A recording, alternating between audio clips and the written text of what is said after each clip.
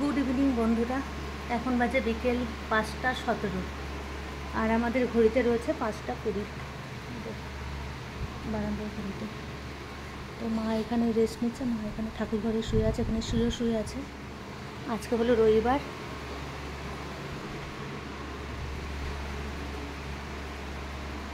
পুরো লেটকে ঘুমাচ্ছে।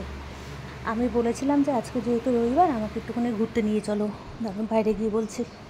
আমি শুধু বলেছিলাম যে আজকে রবিবার যেহেতু আমাকে একটুখানি বাইরে একটু ঘুরতে নিয়ে চলো, বাইরে বলতে একদম বাড়ির কাছাকাছি। ওকে করলো, ফট করে শুয়ে পড়েছে।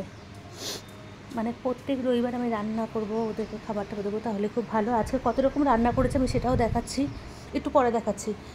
আমি ওকে বলেছিলাম যে আমাকে একটুখানি ঘুরতে নিয়ে চলো, এর জন্য ঘুমিয়ে পড়েছে। আমাকে বলছে যে আমি একটুখানি রেস্ট নিয়ে নিই, তারপরে উঠে পড়েছি। ওঠো ওঠো ওঠো ওঠো ওঠো ওঠো ওঠো ওঠো।